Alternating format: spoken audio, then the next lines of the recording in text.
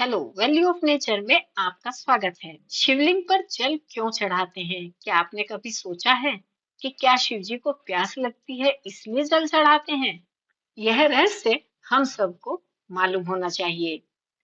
सोमवार का दिन हो या सावन का महीना, मंदिरों में जल चढ़ाने वालों की लाइन लगी रहती है। पर क्या आपने सोचा है कि क्या शिव जी को प्यास लगती है, या जल चढ़ाना एक रिवाज है, या कोई ऊर्जात्मक विज्ञान है? आज हम इन सब रहस्यों को जानेंगे, भक्ति के साथ, तत्व ज्ञान और विज्ञान की नजरों से। तो वैल्यू ऑफ नेचर में आज हम जानेंगे कि भगवान पर यानी कि शिवलिंग पर जल क्यों चढ़ाया जाता है, उसकी पौराणिक कथा क्या है और इसके पीछे क्या साइंस है।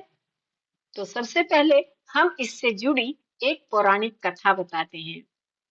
पौराणिक कथा के अनुसार देवताओं और दानवों ने मिलकर अमृत प्राप्त करने के लिए समुद्र मंथन किया।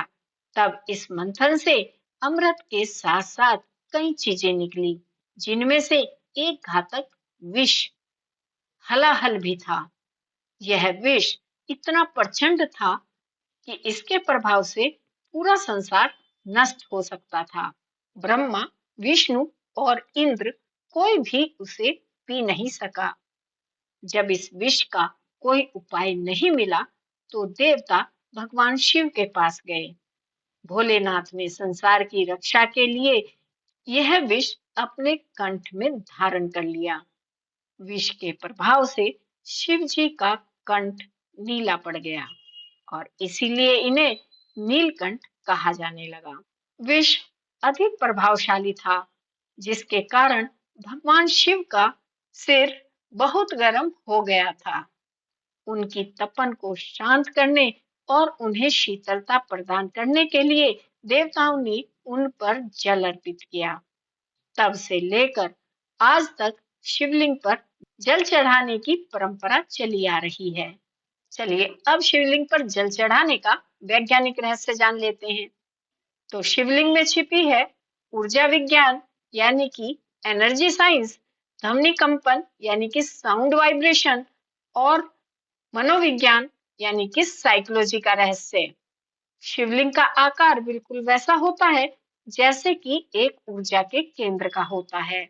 वैज्ञानिकों के अनुसार वैज्ञानिकों के अनुसार यह संरचना पॉजिटिव और नेगेटिव एनर्जी को बैलेंस करती है। क्या आपने कभी सोचा है कि जब शिवलिंग पर जल चढ़ाते हैं तो क्या होता है? हम जल की धीमी और नियमित धार शिवलिंग पर डालते हैं, और जब वह शिवलिंग पर गिरती है तो एक स्पाइरल वेव्स उत्पन्न होती हैं। यह वेव्स वातावरण में नेगेटिव आयंस को बढ़ा देती है, और यही आयन वातावरण को शुद्ध और शीतल बनाते हैं। ये नेगेटिव आयंस तनाव को कम करते हैं, फेफड़ों की कार्य क्षमता को भी बढ़ा देते हैं और मेडिटेशन करने में भी हेल्प करते हैं।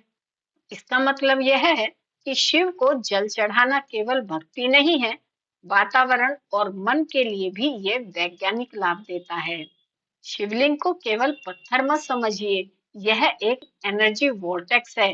कुछ वैज्ञानिक कहते हैं कि शिवलिंग की आकृति ब्रह्मांड की ब्लैक होल की संरचना से मेल खाती है, और पानी जो जीवन का मूल है, जिसके बिना कुछ भी नहीं है, जब इस संरचना पर गिरता है तो वह स्पिरिचुअल सर्किट को एक्टिवेट कर देता है। इसका मतलब शिवलिंग पे जल चढ़ाना अपने भीतर के ब्रह्मांड को जागृत करना है।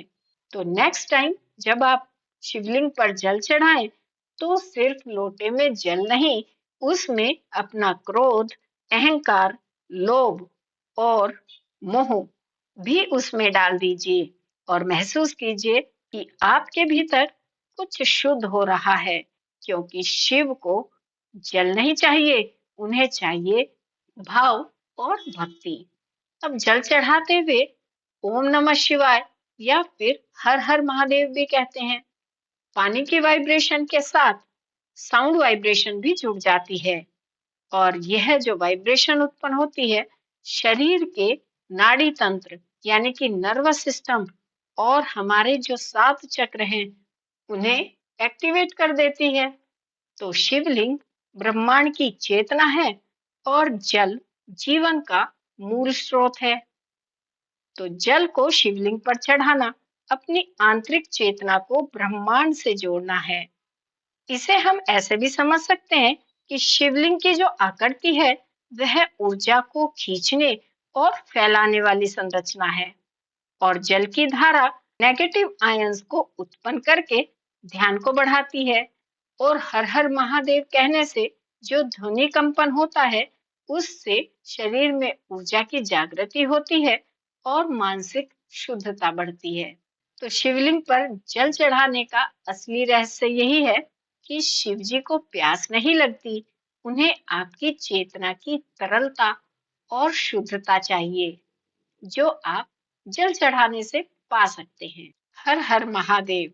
अगर आपको हमारी यह जानकारी पसंद आई हो तो प्लीज लाइक कीजिए, शेयर कीजिए और सब्सक्राइब करना न भूलें। ऐसी ही और जानकारी लेकर फिर हाजिर होंगे। तब तक स्वस्थ रहें, खुश रहें और हमारे चैनल से जुड़े रहें। Thank you.